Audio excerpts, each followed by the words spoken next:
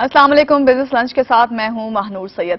नाज़रीन, उसामा की जब हम बात करते हैं तो उसामा बिन लादेन की एबटाबाद में हलाकत को 10 दिन हो गए हैं, मगर ये सानिहा, ये वाकया इतना बड़ा है कि इसकी जो बाज़गश्त है वो पूरी दुनिया में आज भी हमें सुनाई दे रही है। इस सिलसिले में आज हम बात करेंगे और आज हमारे साथ जो मेहमान हैं उनका पहले तारुफ करा दूं आपसे। आज हमारे साथ हैं आगा मसूद साहब, पॉलिटिकल एनालिस्ट हैं, और उनके साथ हैं सैयद हफीजुद्दीन, ऑर्गेनाइजर हैं PMLN के। अस्सलाम वालेकुम आप दोनों को, कैसे हैं आप दोनों? बिल्कुल ठीक। आज हम ये बात करने जा रहे हैं तो आगा साहब, आप सीनियर आदमी हैं, पहले आपकी तरफ आना चाहिए, मगर मैं चाहूंगी पहले मुस्लिम लीग नून का मौकिफ सुन लें हम। वेलकम वेलकम, बहुत हमारे दोस्त हैं ये। तो हफीज साहब, ये जो आप लोग मुतालबा कर रहे हैं कि PM और प्रेसिडेंट जो हैं वो मुस्ताफी हो जाएं, आप समझते हैं कि ये मसले का हल है? अगर आप लोगों की भी हुकूमत होती तो क्या सुपर पावर अमेरिका ऐसा नहीं कर पाता? देखिए, अभी तो आज हमारी पार्टी की मीटिंग, फाइनली इस पे हमारी सेंट्रल कमेटी कोई फैसला देगी कि हमारा क्या मौक़िफ़ है इस सारी सूरत हाल पे। लेकिन उमूमी पूरी कौम का मौक़िफ़ आपके सामने है कि ये वाक़या कोई आम नौयत का वाक़या नहीं है, और एक सुपर पावर के साथ हमारे रिलेशंस और दुनिया में बाइज़्ज़त कौम की हैसियत से ज़िंदा रहने के लिए जिन अवामिल की ज़रूरत है, क्या हम वो पूरी करते हैं? ये दो अहम बातें हैं जिसकी बुनियाद पर ये सारी इमारत खड़ी हो रही है जी। उसामा का तो वाक़या ऐसे लगता है कि पिछली सुबह ही ये गुजरा, जैसे आपने कहा कि ये इस तरीके से, और इतना ये सारा का सारा तकलीफ देह अमल रहा है जिस तरीके से अमेरिका ने एक्ट किया इस सारे मामले में।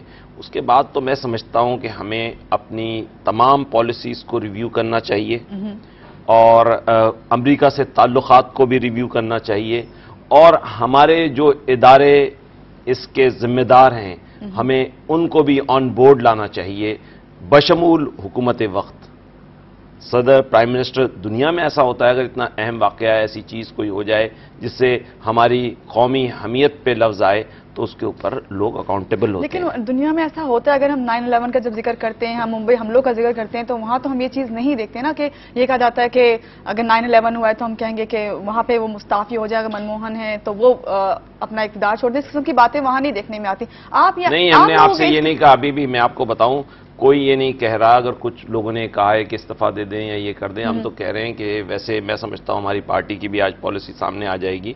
हमने कोई इस किस्म का मुतालबा नहीं किया है। बेसिक पॉइंट पूछने का मतलब ये था हफीज साहब आपसे कि क्या आप लोगों की हुकूमत होती तो इस तरह नहीं कर पाता? मैं आपको एक बात बताऊं, मैं आपको बात बताऊं कि अगर हमारी हुकूमत होती तो आपको मालूम होना चाहिए कि नवाज शरीफ साहब ने एटमी धमाकों के वक्त पर जिस तरीके से एक्ट किया था, वही एक्शन होता है इस वक्त भी।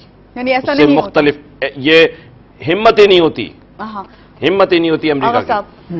इनका कहना है कि इनकी हुकूमत होती तो ऐसा नहीं होता, तो आप क्या कहेंगे? क्या देखिए, हम तो देखिए हफीज साहब हमारे दोस्त, हम उनका एहतराम करते हैं। बात असल ये है कि हमें वापस उस तरफ आना चाहिए जो आपका बुनियादी सवाल था। बुनियादी सवाल ये था कि देखिए कि अगर आप वज़ीर आज़म सदर से कहें कि इस्तीफा हो जाए तो इसका एक किस्म का पॉलिटिकल क्राइसिस हो जाएगा।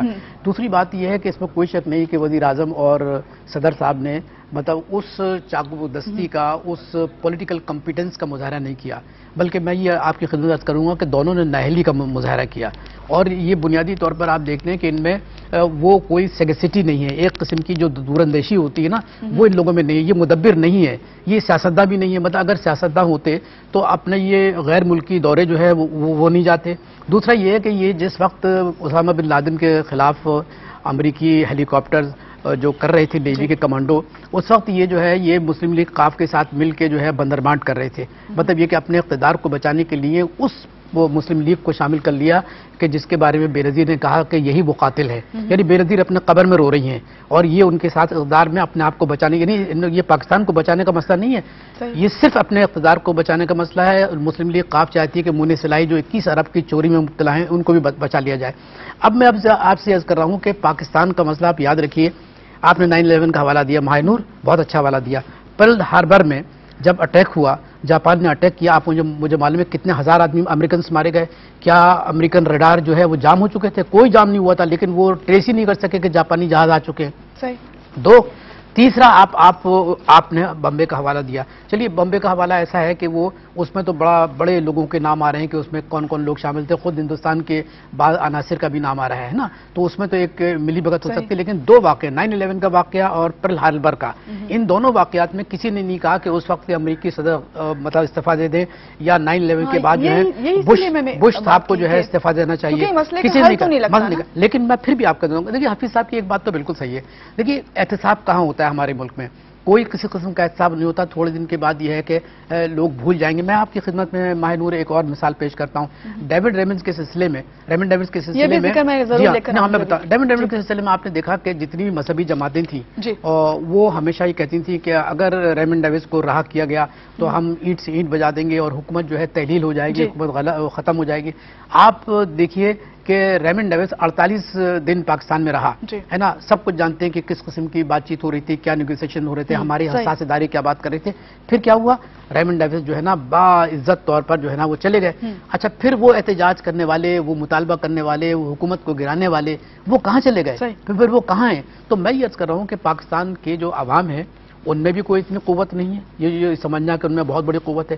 دوسری بات یہ ہے کہ دیکھیے آپ کی جو پوری اکنامک اسٹرکچر ہے نا، آپ کی جو اکنامی ہے، آپ کی جو معیشت ہے وہ باروڈ اکنامی ہے، یعنی آپ اپنے اخراجات جو پورے کرتے ہیں وہ مطلب باہر سے امداد لے کے کرتے ہیں۔ مثال کے طور پر آپ کی اس وقت 960 بلین روپے کا شارٹ فال ہے، آپ مجھے بتائیے کہ اتنا شارٹ فال جو آپ کی اکنامی میں ہے کہاں سے پورا کریں گے؟ ظاہر ہے کہ آپ باہر سے امداد لیں گے، آپ ڈونرز کے پاس جائیں گے، IMF کے آپ گڑگڑائیں گے کہ خدا کے لیے جو ہے ہمارے جو آپ نے ٹرانسفر روکے ہوئے ہیں انہیں آپ بحال کر دیجئے۔